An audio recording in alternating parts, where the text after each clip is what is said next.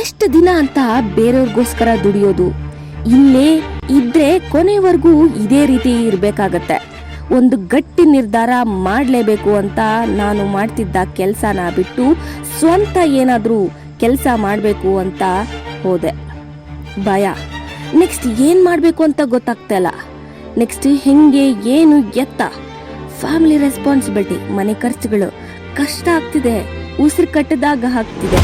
ಸತ್ತೋಗ್ತೀನೇನೋ ಅಂತ ಅನಿಸ್ತಿದೆ. ನೆಕ್ಸ್ಟ್ ಏನು ಅಂತಾನೆ ಕಾಣಿಸ್ತಿಲ್ಲ. ನಿರ್ಧಾರ ತಗೊಂಡಿದ್ದಾಗೋಗಿದೆ. ಕಷ್ಟ ಆದ್ರೂ ಪರವಾಗಿಲ್ಲ, ಇಷ್ಟಪಟ್ಟು ಮಾಡಲೇಬೇಕು ಅಂತ ಮುಂದೆ ಹೋದೆ. ಹೋಗೋ ದಾರಿಯಲ್ಲಿ ಅಡೆತಡೆಗಳು ಇದ್ದೇ ಇರುತ್ತೆ. ಅದನ್ನ ತಳ್ಕೊಂಡು ಹೋದೆ. ಇನ್ನು ಮುಂದೆ ಹೋಗ್ತಾನೆ ಇದ್ದೆ. ಓದೆ, ಇನ್ನು ಮುಂದೆ ಓದೆ. ಇನ್ಫಿನಿಟಿ.